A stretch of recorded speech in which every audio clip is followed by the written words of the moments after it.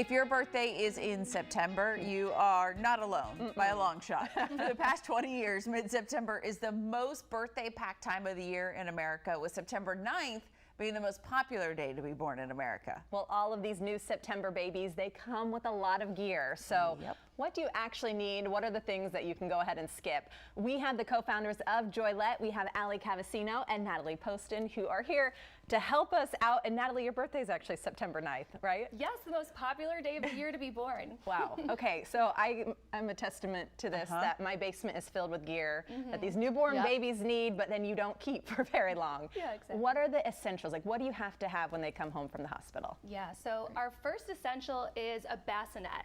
This is the Mamaroo bassinet. It has a lot of really cool motions and vibrations with white noise to help babies fall asleep and stay asleep longer. And now a bassinet is what the baby is going to sleep in as soon as they come home from the hospital. Yeah, something little. Yes, and they're going to use it for about 1 to 4 months. I know, it's not long. Like, do you need the crib too? Right? Great question. So maybe renting a bassinet's better. Exactly. So we find that parents really like to have the crib and the bassinet when they come home from the hospital. And really that's to set up the nursery, make sure it looks great. But the bassinet is really where baby's going to sleep until they transition into the crib.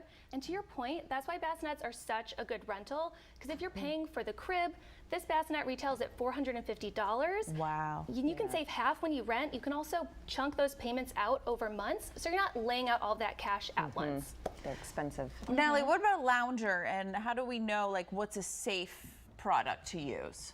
Yes, so this is the Dakatot Deluxe. This is an example of a lounger, and this is a great spot for supervised lounging, playing, tummy time, cuddling. But the important thing to remember is it's supervised lounging. Babies should never be left alone in a lounger, and a lounger should never be used for sleeping.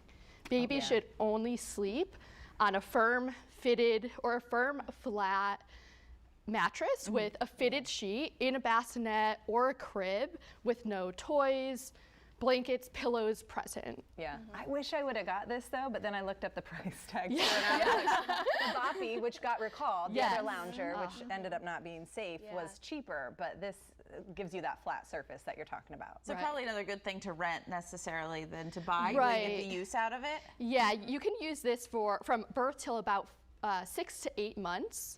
And then the baby will grow out of it. All right. All these things, I wanted this too. I made the mistake of not getting something that was more portable. This is a bouncer, right? Yes. Yeah, exactly. Why is this one a good option? To your point, very, very portable. And parents ask us, do we want like a motorized swing? Do we want a bouncer? What's the difference? And they're both going to soothe baby for sure, but the difference with that one, it's so lightweight. You can just pick it up, you can carry it around. Also, it folds flat. So if you're going to your friend's house for dinner, you can just fold it up, take it in the car, bring it with you. See, I got the motorized, and you can't just move it around the house very easily. It plugs in and all of that. You have to be by a plug.